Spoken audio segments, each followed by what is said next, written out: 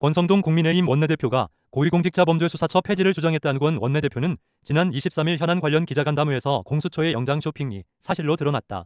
대통령을 피의자로 명기한 압수수색 영장을 서울중앙지법에 청구했다가 기각당하고 이후 서울서부지법에 구속영장을 청구한 사실이 수사기록에서 확인된 것이다 라고 말했다. 이어 공수처법 제31조는 서울중앙지방법원에 영장을 청구하도록 명시하고 있다. 통신영장과 압수수색 영장은 원칙대로 중앙지방법원에 청구하다가 왜 아무런 사정 변경도 없이 대통령에 대한 체포영장만을 서부지법에 청구한 것인가? 우리 법연구회 소속 판사들이 서부지방법원에 포진하고 있어서 서부지법으로 변경한 것인가? 라고 덧붙였다. 권 원내대표는 공수처는 지난달 12일 윤석열 대통령 사건 관련해 체포영장 외에 압수수색 영장, 통신영장 등을 중앙지방법원에 청구한 적이 있냐는 국민의힘 주진우 의원실의 서면 질의에 서울중앙지법에 윤 대통령 영장을 청구한 사실이 없다라고 회신했다. 또한 지난 21일 주진우 의원의 기자회견 직후에도 공수처는 윤 대통령 관련 압수수색 영장을 청구한 적이 없다라는 입장을 고수했다. 즉 수사기관이 원칙을 왜곡한 것도 모자라 국회의원뿐만 아니라 온 국민 앞에서 반복적으로 거짓말을 한 것이다 라고 덧붙였다. 그러면서 내란죄 수사 권한이 없는 공수처가 대통령을 수사하고 체포까지 했다.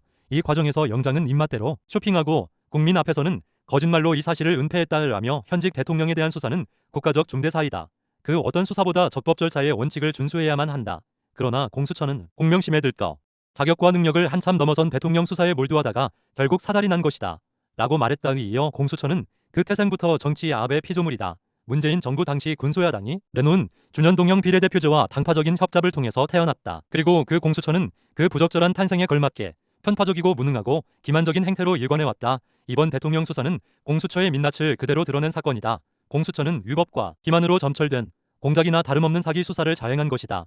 법비들이 모여서 작당이나 하는 법비처라고 불러도 과언이 아니다라고 덧붙였다.